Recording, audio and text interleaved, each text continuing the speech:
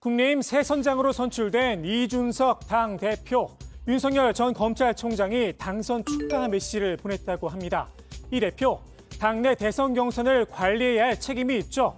불가근, 불가원, 서로 통상적인 덕담만 주고받았다. 일단 선을 그었습니다.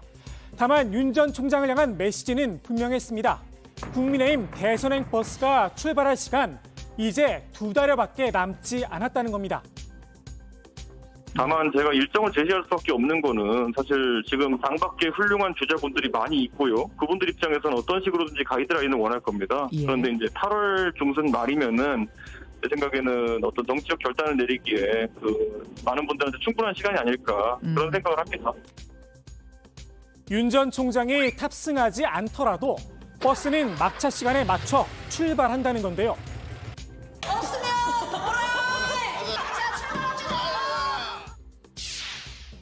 이 대표의 입당 압박에 윤 전 총장도 메시지를 냈습니다. 최근 인선을 끝낸 대변인의 입을 통해 첫 공식 입장을 밝힌 건데요. 모든 선택이 열려 있다.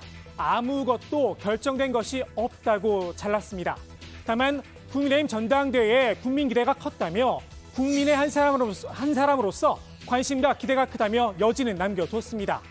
버스를 탈지 말지는 이준석 호가 어떻게 하느냐에 달렸다는 뜻으로 풀이가 되는데요. 국민들의 평가, 여론 추이를 보고 결정을 하겠다는 겁니다. 국민이 불러서 나왔습니다. 가리키는 길대로 따라간다고 말씀드렸습니다. 차차 보면 아실 겁니다. 윤 전 총장과 연희동 골목길을 함께 누볐었죠. 장해찬 시사평론가는 이 대표의 경선버스 정시 출발론에 냉소적인 평가를 내놓기도 했는데요. 버스비 두둑하게 낼 손님 한 명 없다며 버스가 먼저 출발하면 버스 기사가 손해다라고 꼬집었습니다. 버스비 낼 손님, 곧 복당할 걸로 보이는 홍준표 의원을 제외하면 이렇다 할 대선 주자가 없다는 겁니다. 이런 말도 덧붙였습니다. 버스가 먼저 출발해도 택시 타고 목적지로 직행할 수 있는 사람에게 언제 들어오라고 으름장을 놓을 필요가 없다고 말입니다. 윤 전 총장에겐 국민 여론이 더 중요하다는 겁니다. 이전에는 단 한 번도 국민의힘을 선거에서 찍어본 적이 없는 분들도 상당수를 차지하고 있습니다.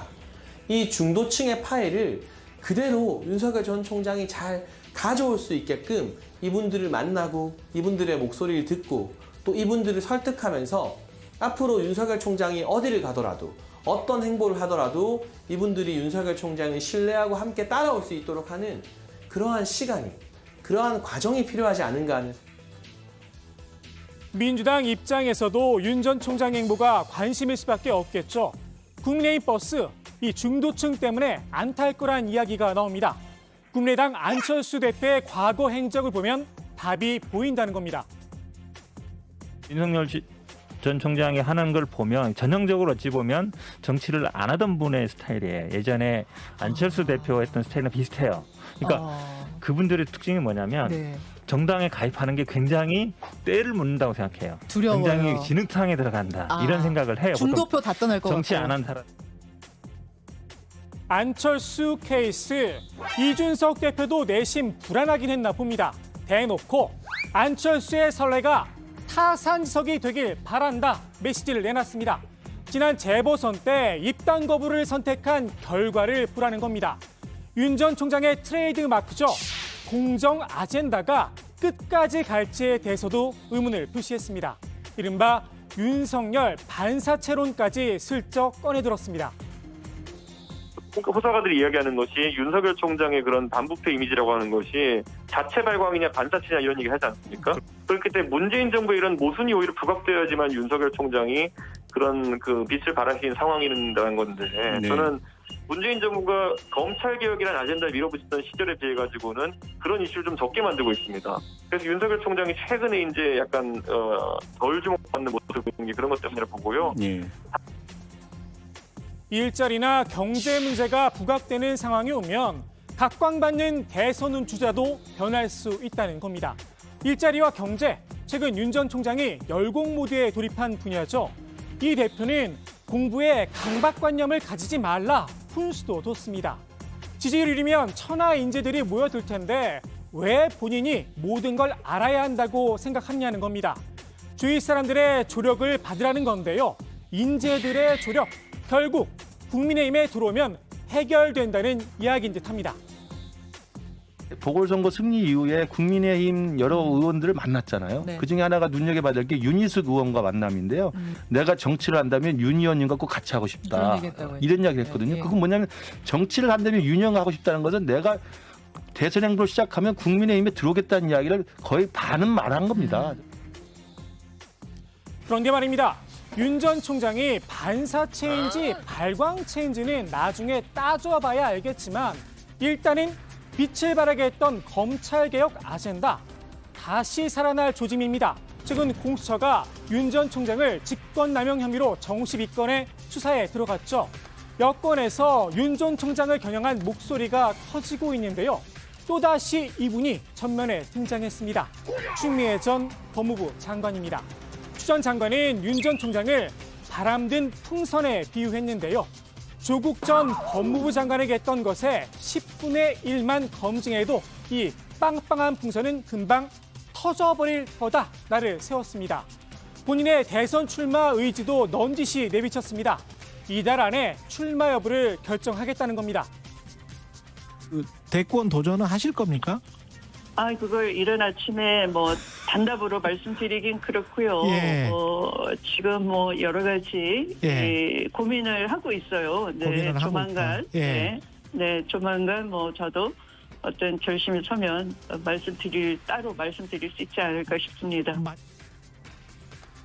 이미 마음의 결정을 내린 듯도 싶습니다. 지난 12일 이런 사진을 SNS에 올렸습니다.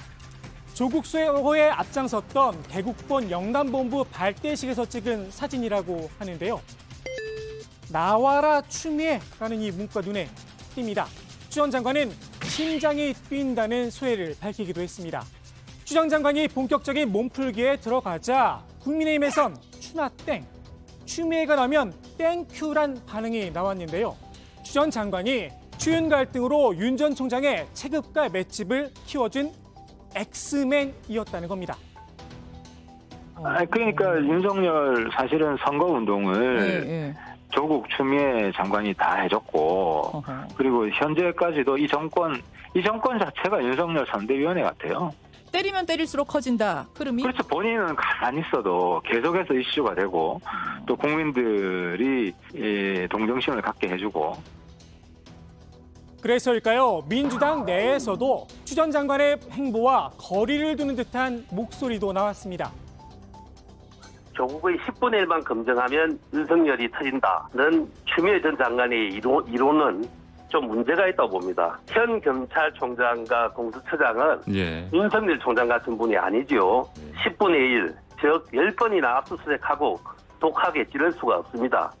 자신이 대통령 출마할 것도 아니고 아무래도 정권이 바뀔 수도 있다고 생각할 것인데요. 그런데 추 전 장관의 부상, 국민의힘에서 좋아할 일인가 싶기도 합니다. 결국 여론은 윤 전 총장에게 더 쏠릴 거란 이야기인데요. 국민의힘 대선 주자들의 지지율 더 초라해질 수밖에 없습니다. 더욱이 아직 윤 전 총장은 버스 티켓도 끊지 않았죠. 정시에 출발한다는 국민의힘 버스, 직행이 아닌 완행일 수도 있습니다. 대선 후보를 야권 단일 후보를 도우려면은 적어도 국내선 하는 정도는 아니더라도 국내선 6구 정도는 되는 후보가 돼야 된다. 그래서 대선 경선이 시작될 때 그때 버스가 한번 서고요. 그다음에 나중에 단일화판이 한번 벌어질 거거든요. 예. 정류장 2개밖에 없습니다. 그런데 앞에 타면 6구고요. 뒤에 타면 수입산입니다. 유구냐 수입산이냐 따질 상황인가 싶기도 합니다. 더욱이 국민의힘산 한우들 제1야당이란 뒷배를 업고도 경쟁에서 뒤처졌으니 더 할 말이 없지 않을까요? 오늘의 톡스는 한마디 정치권에서 흔히 쓰는 표현으로 마무리하겠습니다. 지지율이 깡패다.